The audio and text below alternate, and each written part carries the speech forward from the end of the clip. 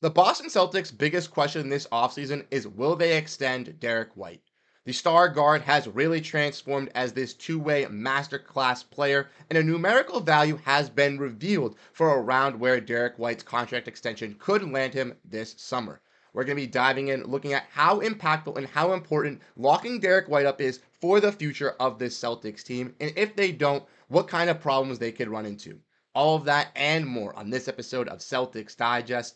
I'm Bruce Velez. Before we dive in, before we get into all of this Derrick White news, though, if you guys are still celebrating that championship that the Boston Celtics bring home, we want you to hit that like button if you do enjoy today's content. Without further ado, though, let's dive into the topic today, talking about how Derrick White is staying and how we need to keep our guy, Derrick White. So we want to look at this tweet here from NBA Central. We can see that this morning we saw a report come out that the Celtics will reportedly like to offer Derrick White about an average of $31.75 million next year, courtesy of John Hollinger.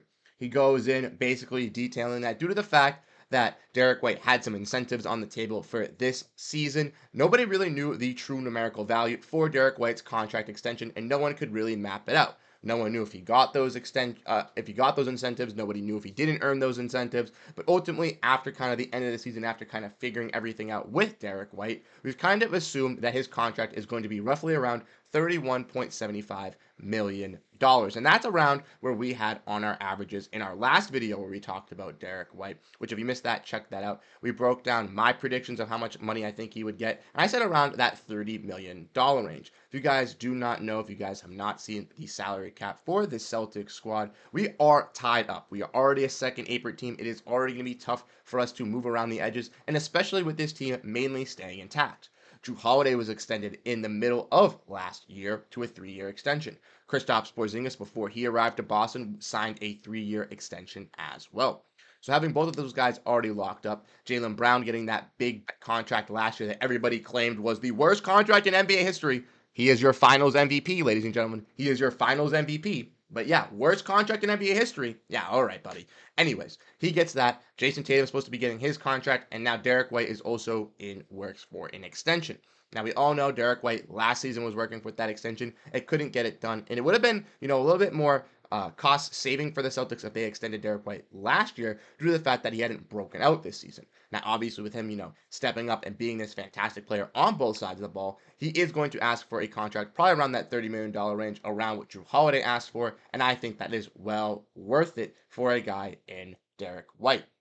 We want to look at Derrick White's stats from the season this year. We can see he averaged 15 points per game, 4 rebounds, and 5 assists on 1 block and 1 steal. He did average, a turnover and a half, but he did shoot 46% from the field, 40% from 3, 42% from corner threes, and 80% of his threes were assisted on.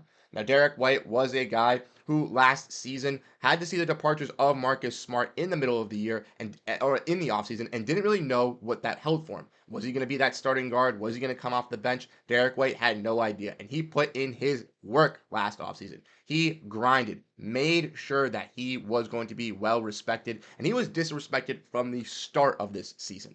ESPN put out a list on their top 100 players, and Derrick White was left off of it. Derrick White wanted to prove to the NBA, wanted to make sure that the news was heard about him, and that was told this season. He balled out being a fantastic player for this Celtics team on both sides of the ball.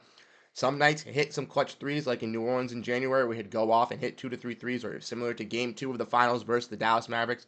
Or there'd be times where he gets big blocks and has 3 to 4 nights where he's just getting all the stocks, playing the best defense of his life, and truly keeping the Celtics team in on that side of the ball. And that's all due to the fact of him being well deserving of making the all-defensive second team as well for the back-to-back years. Now, I personally think because it was positionless, he did get screwed, because if they allowed guards to be in that all-defensive team, he would have tied with Alex Caruso, and they would have been those 2 guards on that all-defensive first team alongside some other guys. So he got snubbed on that.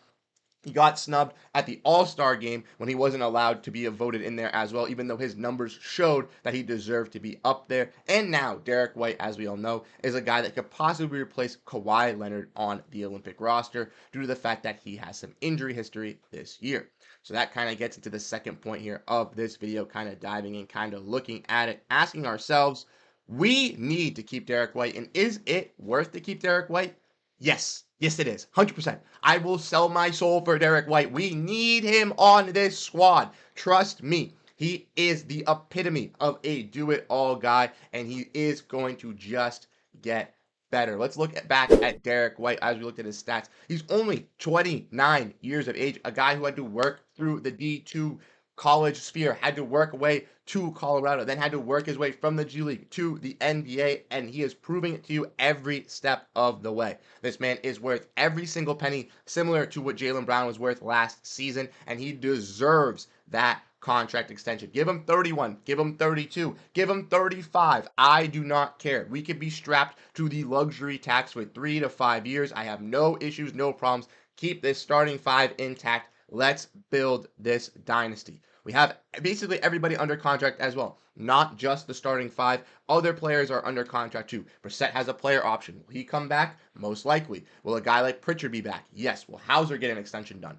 Possibly. Will Tillman be back because we have his bird rights? For sure. Will Neemias Queta be there? Yes, he will. I'm telling you, this Celtics team is going to be back. They are pushing for that dynasty, and there is no shying away with this team. Derrick White is worth every single penny that Brad Stevens wants to offer him this offseason, and a deal must get done this offseason. We cannot let him test free agency. We cannot let him get into there, because if Derrick White were to go into free agency, if he were to possibly even get a taste of what that feels like, someone is going to offer him a $30 to $35 million contract to go be that second or third star. And with the salary cap increasing, $30 to $35 million for a guy like Derrick White is not going to look bad. It is going to look like a perfect deal. Some team's going to get a steal, stealing him for White, and we cannot let that happen. Derrick White needs to remain in Boston. His dad loves it here. He loves it here. He's in the Sam Adams commercials. Keep Derrick White. Let me know what you guys think down below in the comment section. How do you guys feel about your boy,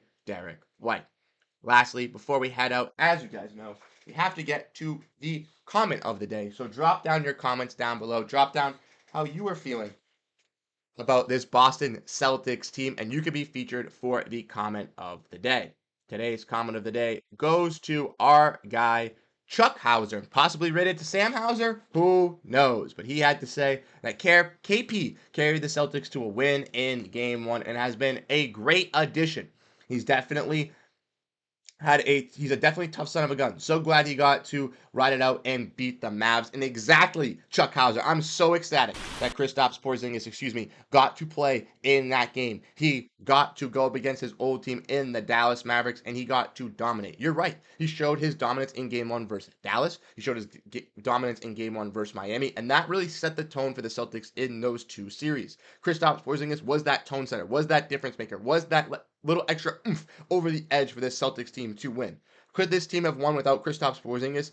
Looked like they could have. But adding Kristaps Porziņģis to that, extra field of Tatum, Brown, Holiday, Horford, White, woo! Kristaps Porziņģis excels this team. And once again, teams should be fearing us in the Eastern Conference.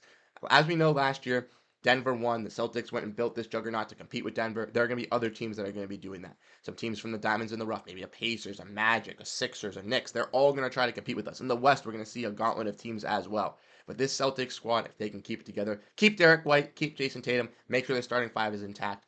Next year is going to be a still dominant season for this squad and possibly the start of a dynasty. Let me know how you guys feel about this Celtics team, Derrick White, all around this Celtics stuff. If you guys are enjoying the content here on Celtics Digest, hit that like button, hit that subscribe button, tune in. We're going to have weekly live streams coming next week. We're taking a break off this week to just celebrate after the live watch-alongs, but next week we will be back. We'll get a date out, we'll get a timeout, we'll have weekly live streams for you guys. Make sure you stay tuned to all the videos, all the news, as we're going to be coming out with it throughout the offseason for the Boston Celtics. I'm Bruce Veliz. Thank you guys so much for tuning into this episode here of Celtics Digest, and I'll catch you guys in the next one. Peace out, and go Boston Celtics!